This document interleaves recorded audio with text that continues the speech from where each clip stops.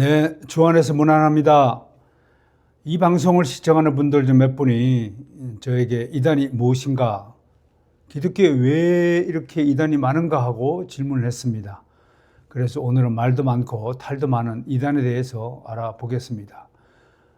알다시피 기독교에는 많은 이단에 둘러싸여 있다 해도 지나친 말이 아닙니다.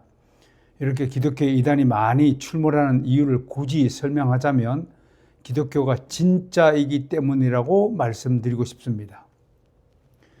원래요, 가짜는 가짜를 모방하지 않습니다. 가짜는 늘 진짜를 흠모하고 담고 싶어 하죠.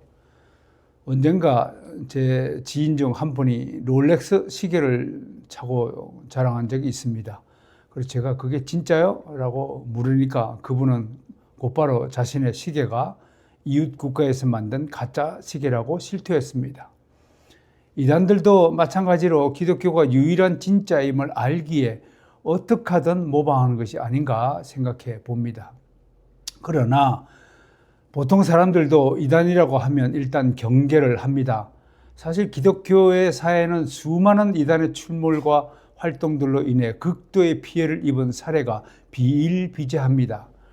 지금도 우리 주변에는 이단들이 죽지 않고 암약하고 있습니다.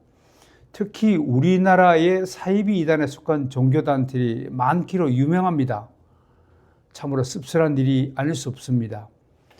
역사적으로 이단들은 초대 교회 때부터 나타나 정통 기독교를 흔들며 괴롭혔습니다. 초대 교회의 대표적인 이단을 한번 소개해 드릴까요? 맨 처음에 유대교적 이단이라고 불리는 에비온파가 대표적인 이단이었습니다. 또 정확한 기원이 아직도 모호하지만 1세기에서 2세기에 막강한 영향력을 끼친 것으로 유명한 영지주의가 있고요. 그리고 2, 3세기에 마르시온주의, 그 다음에 몬타누스주의, 마니교, 노바티안파 등이 있었고요. 4세기경에는 그 유명한 반삼일체주의로 유명한 아리우스주의, 5세기의 네스토리스파와 펠라기우스주의 등이 대표적인 이단입니다. 중세에는 주로 이원론적 이단이 득세했습니다. 듀얼리즘이라고 하는데 이 이단들은 주로 현실의 근본을 두 개의 원리로 나누어 설명하려는 세상입니다. 세상을 서로 대립되거나 구별되는 두 실제로 나누어 보는 것이죠. 예를 들자면 인간은 정신과 육체의 두 실체를 가진 존재이고, 정신은 비물질적 존재라면 육체는 공간 안에 존재하는 물질적 존재라고 구별한 것입니다. 이런 사상을 기반으로 이들은 세상의 모든 구조를 선과 악, 빛과 어둠, 영과 물질 등 이원론적으로 나누는 것입니다. 1세기에서 2세기에 유명했던 영지주의와 조로아스터교, 마니교 등의 기원을 둔 이 이원론은 중세에 이르러서 파울리키위안파, 보고밀파, 카타리파 등으로 발전했습니다. 근세에 들어서는 유럽의 합리주의의 영향으로 나타난 이신론 다이즘이라고 합니다. 이 이신론이 대세였습니다. 이 사상은 신의 자리에 인간의 이성을 앉혀놓고 그를 숭상하는 것입니다. 이신론을 발화시킨 장본인은 장자크 루소로 알려져 있습니다. 그는 자신의 작품인 에밀에서 신의 계시 등을 부정하고 인간 이성을 찬미하였습니다. 이어서 프란시스 베이컨, 존 럭크 등의 지식을 얻는 방법으로 신적인 계시 등에 의존하는 것이 아니라 인간의 이성적 능력에 기초한 과학적인 방법을 중시하라고 주장했습니다. 이런 사상과 훗날 계몽주의와 합리주의의 기초가 되었습니다. 현대에 들어선 미국발 이단들이 전 세계에 확산되었습니다. 18세기 초 미국에서는 여러분 잘 알다시피 조나단 에드워즈 등을 중심으로 대각성 운동이 일어나서 자유주의 신학의 침투를 방어하자, 그런 일들을 경종을 울리는 운동이 일어났었죠. 그런데 이것도 잠시뿐이었고요. 1820년대에 들어서자 알미니안주의의 계승자를 자처한 찰스 피니가 새로운 부흥 운동을 일으켰고, 이 여파로 이단들이 속출하게 되었는데요. 1830년에 몰몬교가 탄생했고요. 그 다음에 1884년에는 여호와의 증인이 창립되었으며 이어 제7일 안식일 예수 재림교, 그 다음에 크리스찬 사이언스, 형제회, 영원한 가족, 하나님의 세계 교회, 프리메이슨파, 오순절파, 사탄교, 지방교회, 뉴에이지 운동, 알파카스 운동, G12, D12, 드날개 운동, 또 레노바레 운동, 또 영적 각성 운동으로 알려진 트레스 디아스 운동, 또 열린 예배와 이머징 처치 운동, 셀교회, 가정교회 등이 줄을 이었습니다. 한마디로 여기에 소개된 이단들은 2000년 기독교회사에서 정통 기독교회를 괴롭혔던 장본인들입니다. 이들 중 대표적인 이단들에 대한 자세한 소개는 2부에서 준비하고 있는 10개의 주요 반기독교 사상을 다룰 때 따로 자세히 소개하도록 하겠습니다. 다만 오늘 저는 여러분에게 이들 이단의 특징이 무엇인가를 신학적으로 정리해보는 시간을 가져도록 하겠습니다. 좀 더 자세한 내용은 저의 졸작 기독교 사상 전사 311쪽에서 313쪽을 참조하시면 도움을 받을 것입니다. 첫째, 대개 이단의 교주들은 하나같이 성경 이외의 계시를 주장합니다. 즉 자신이 직접 하나님의 계시를 받았다는 것이죠. 자신만이 특별하고 새로운 진리를 발견했다고 소리칩니다. 예를 들어서 기도하는 중에 하나님께서 자기에게만 어떤 특별한 것을 나타내셨다고 하는 것입니다. 그리하여 자신만의 독특한 새로운 복음을 만들어서 성경 이외의 또 다른 경전을 자랑합니다. 몰몬교의 몰몬경, 통일교의 원리강전, 크리스찬 사이언스의 과학과 건강 등이 대표적인 예입니다.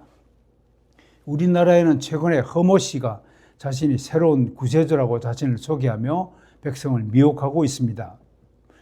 둘째, 앞에서 열거된 이단들은 하나같이 행위 구원을 주장합니다. 그래서 이들은 신자들의 행위를 강조합니다.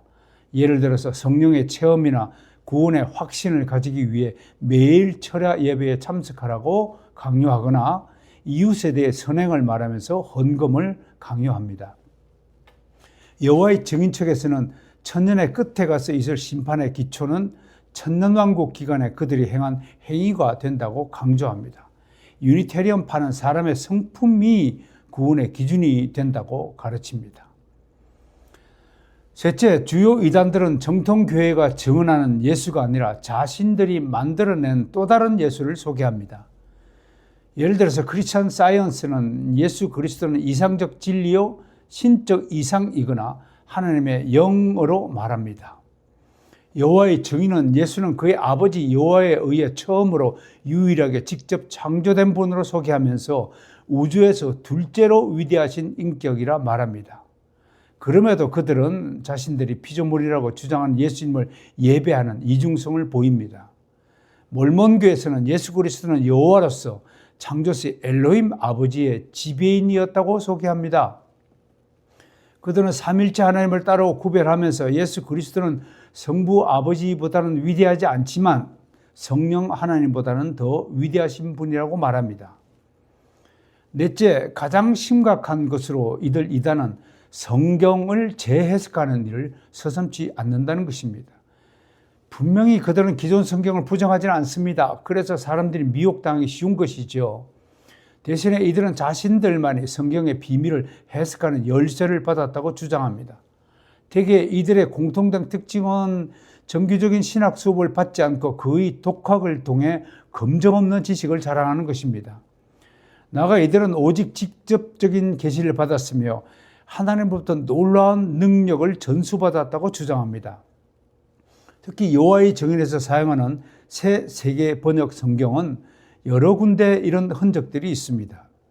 통일교회 사람들은 자신들의 원리 강전이 성경을 해석하는 최종 권위서라고 주장합니다. 마지막 다섯 번째로 이단 종파에 발을 디딘 사람들은 대개 새로운 조직에 가입된 이후부터 착취와 억압의 삶을 보냅니다. 이단들은 자신들의 조직 안에 진입한 사람들을 묶어두기 위해 일정한 조직 안에 배치하거나 감시 체계 안에 구속을 시킵니다. 그리고 모든 소유와 소득 등을 압수하고 완전한 통제 시스템 안에서만 활동하는 것을 지시합니다.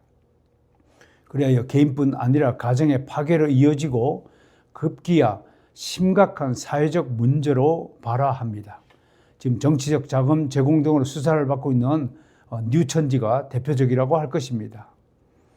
가끔 저도 이단에 속한 사람들을 발견하거나 혹은 만남을 가지는 기회를 가집니다. 이들은 하나같이 기존 교회에 대한 불신이 극심하더군요. 마치 기존 교회를 악마의 소굴처럼 인식하고 있었습니다. 그들에게 큰 기대는 하지 않지만 저는 할 수 있는 역량을 다해 새롭고 진실한 진리의 세계를 그들에게 소개하는 노력을 게을리하지 않을 것입니다. 특히 저는 이단에 속한 사람들을 불쌍한 북한 주민들의 경우와 비교해 봅니다. 언젠가 남한방송의 한 기자가 북한의 평양 거리에서 만난 사람들을 인터뷰한 것을 본 적이 있습니다. 대상자는 남녀노소를 가리지 않았습니다. 그런데 그들에게서 나온 대답은 하나같이 천편일률적인 대답이었습니다. 어쩌면 그것은 특정한 지령에 따라 사전에 짜여진 각본에 따르는 것임을 모두 눈치챌 수 있는 것이었습니다. 방송에 나타난 북한 주민들은 모두 세뇌 공작의 피해자들이 아니었을까요? 저는 이단에 속한 사람들이 이와 같은 처지라고 생각합니다. 사상의 오염은 하루아침에 해소될 일은 아닐 것입니다. 오랜 기간 반복 세뇌의 결과는 예상보다 훨씬 두터운 장벽 안에 사람을 가두고 맙니다. 그럼에도 우리는 이단에 속한 사람들을 불쌍히 여기고 오래 참으며 그들의 회심을 위해 기도하고 물심양면으로 도우며 보살피는 선한 양심의 신앙을 증거해야 합니다. 저는 이 일이 결코 쉬운 일이 아니라고 생각합니다. 그러나 하나님을 향해 부르짖으며 기도할 때 우리가 알지 못하는 크고도 비밀한 성령의 역사가 나타날 줄 믿습니다. 다음 시간에 뵙겠습니다. 감사합니다.